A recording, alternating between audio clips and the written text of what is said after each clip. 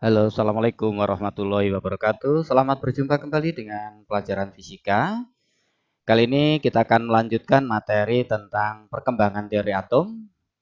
Untuk kali ini kita akan bahas spektrum atom hidrogen.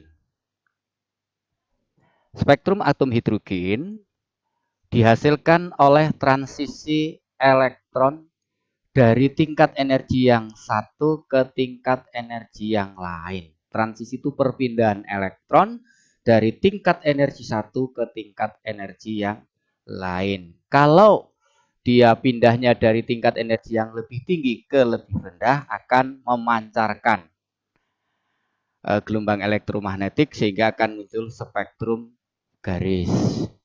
Energi yang dipancarkan ketika elektron pindah dari tingkat energi yang lebih tinggi ke yang lebih rendah, energinya itu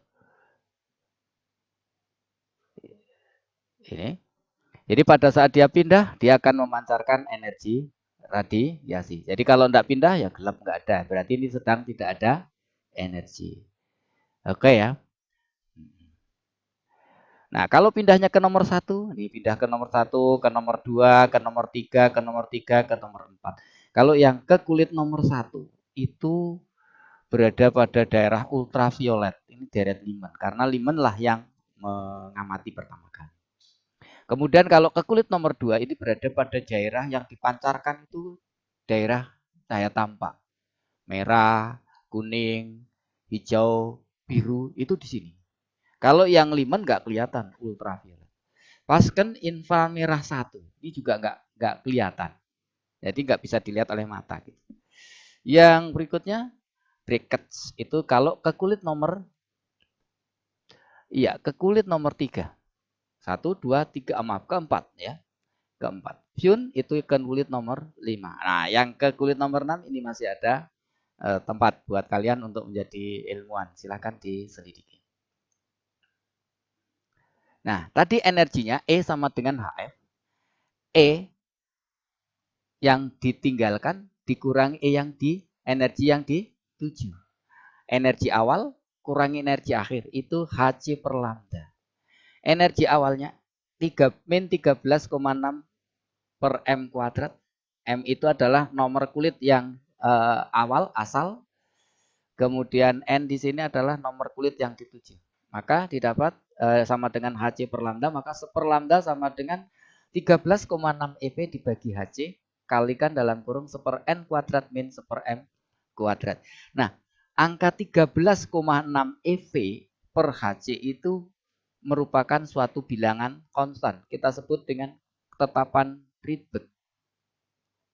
Ya, 1 per lambda sama dengan R dikalikan dalam kurung 1 per N kuadrat dikurangi 1 per M kuadrat. Dengan N adalah kulit yang dituju elektron dan M adalah kulit asal elektron. Deret Lyman. Ya, gelombang elektromagnetik yang dipancarkan atom hidrogen ketika elektronnya pindah ke kulit N sama dengan 1 ke kulit K berada dalam daerah ultraviolet yang disebut deret Lyman sesuai dengan penemunya. 1 per lambda sama dengan R 1 per N kuadrat min 1 per M kuadrat dengan N-nya 1 dan M-nya 2, 3, dan seterusnya. Nanti kalau M-nya 2 berarti panjang gelombang terpanjang dari deret Lyman. Tapi kalau di sini N-nya tak berhingga, M-nya tak berhingga, maka panjang gelombang terpendek dari deret Lyman. Oke. Deret Balmer. Gelombang elektromagnetik yang dipancarkan atom hidrogen ketika elektronnya pindah ke kulit L, N sama dengan 2, berada pada daerah cahaya tampak yang disebut daerah deret Balmer. Sesuai dengan penemunya.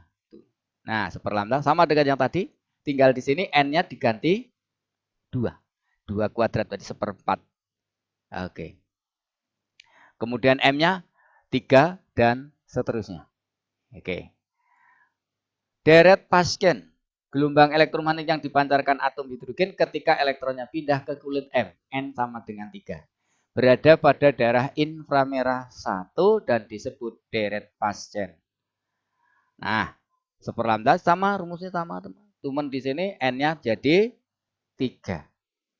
Oke. 3, M-nya lebih besar 3, 4, dan seterusnya. Kemudian bracket. Gelombang elektromagnetik yang dipancarkan atom hidrogen ketika elektronnya pindah ke kulit nomor 4 atau kulit N. Berada pada daerah inframerah 2, lebih panjang lagi. Yang disebut deret bracket sesuai dengan penemunya. Nah, panjang gelombangnya sama dengan N nanti diganti dengan 4 dan M-nya 5 dan seterusnya. Gelombang deret Fun. Gelombang elektromagnetik yang dipancarkan atom hidrogen ketika elektronnya pindah ke kulit O, kulit nomor 5.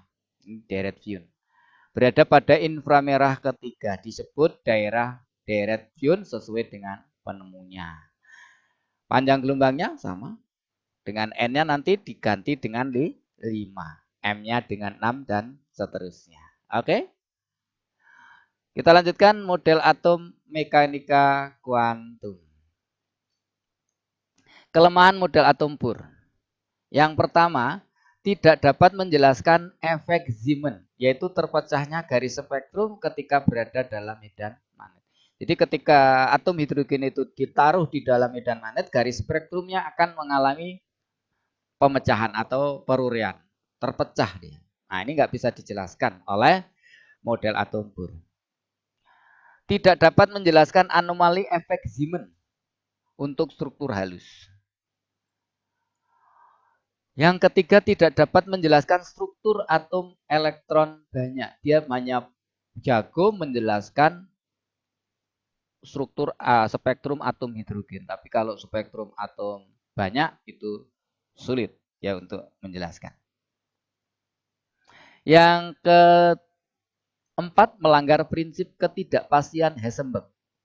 Saat elektron berputar mengelilingi inti, bertindak sebagai gelombang. Sehingga menurut Heisenberg, posisinya tidak dapat ditentukan secara pasti. Yang bisa hanya kemungkinan terbesar ditemukannya elektron. Nah, prinsip ketidakpastian Heisenberg. Ciri utama gelombang adalah panjang gelombangnya dan ciri utama partikel adalah momentum. Jadi kalau dia bertindak sebagai partikel pasti punya momentum. Kalau dia bertindak sebagai gelombang maka pasti punya panjang gelombang. Itu ciri khas, sifat khas dari gelombang dan partikel. Kalau mempunyai dua-duanya berarti mempunyai sifat ganda. Di samping sebagai gelombang juga bersifat sebagai partikel. Elektron mempunyai keduanya. Jadi menurut Heisenberg tidak mungkin menentukan posisi dan momentum suatu partikel secara bersamaan secara teliti. Elektron bergerak di sekitar inti, momentum dan posisinya tidak dapat ditentukan secara pasti. Karena elektron selalu bergerak, akibatnya kita tidak dapat menentukan lintasan elektron secara pasti seperti pada model atom Bohr. Yang dapat ditentukan hanyalah orbital. Orbital bukan orbit, orbital. Orbital adalah daerah kebolehjadian terbesar untuk menemukan elektron. Oke, itu prinsip ketidakpastian Heisenberg. Bilangan kuantum. Pada model atom Bohr, keadaan stasioner elektron hanya ditentukan oleh satu bilangan kuantum, yaitu bilangan kuantum utama yang diberi simbol N. Sedang pada molekul model atom mekanika kuantum menetapkan keadaan stasioner elektron didasarkan pada kuantitasi momentum dan energi elektron. Pada model atom mekanika kuantum menerapkan keadaan stasioner elektron didasarkan pada 4 keadaan kuantum. Yang pertama, bilangan kuantum utama kulit. Ini menentukan energi total elektron. Yang E sama dengan min 13,6 eV dibagi N kuadrat. Itu menentukan energi total elektron. Kemudian B, bilangan kuantum orbital L azimut subkulit. Nih L nilainya N-1. N-1. Jadi kalau di kulit pertama itu bilangan azimut orbitalnya 0. 0 enggak ada. 0. Nilainya 0 karena N-1. Kalau di kulit kedua L-nya 1 dan 0. 1 dan 0. Oke ya. Kulit ketiga 2, 1 dan 0. Pokoknya N-1. Nah, ini dia. Besarnya bila momentum sudut L sama dengan akar dari L kali dalam kurung L plus 1 H per 2 pi. Nah, kalau S berarti ini L-nya 0. Kalau L-nya 2 itu P. Ya, bisa ditempati 6 elektron ini. Kalau ini 2 elektron. Kalau ini nanti ya silakan nanti dihitung D-nya. Kalau D itu berapa? Oke, kita lanjut. C, bilangan kuantum magnetik menentukan arah momentum sudut. Momentum sudutnya plus minus L. Plus minus L. Jadi momentum sudutnya itu ini tergantung arah. Karena tergantung arah ya bisa L, bisa min L. Jadi kalau L-nya ada minimal ada 2. Karena plus minus L. Jadi kalau L-nya sama dengan 0, nilai momentum sudutnya, spinnya ada 2. Maka di sini nanti di S itu ketika orbital bisa ditempati oleh 2, yaitu min S, min setengah dan plus setengah. Oke, jadi bilangan kuantum spin menentukan arah putaran yang porosnya plus minus setengah. Ya, pada porosnya. Ya, di nanti plus minus setengah. Lihat di sini. Asas larangan Pauli. Tidak boleh ada 2 elektron yang memiliki keempat bilangan kuantum yang sama persis. Nggak boleh.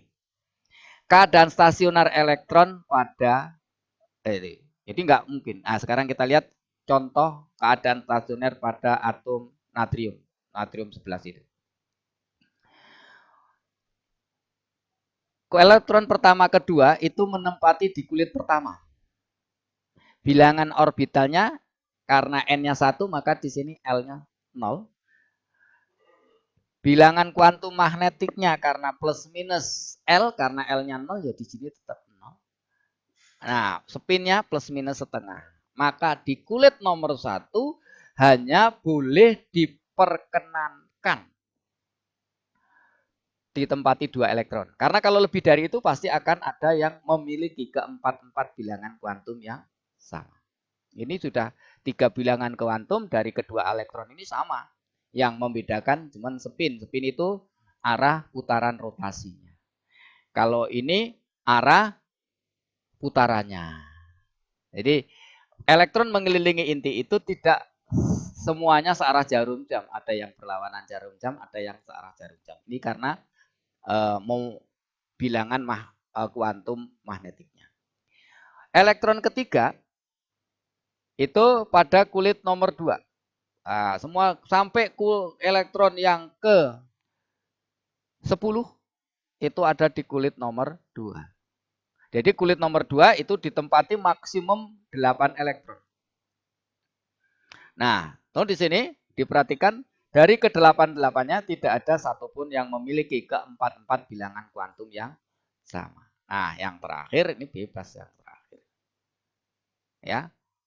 Tetap di sini untuk bilangan kuantum orbitalnya mulai dari yang kecil. Kalau N-nya sama dengan 3 tidak boleh meskipun bilangan kuantum orbitalnya itu bisa langsung 2, 1, tapi mulainya dari kecil yaitu 0. Oke, tidak langsung yang besar. Jadi aturannya begitu.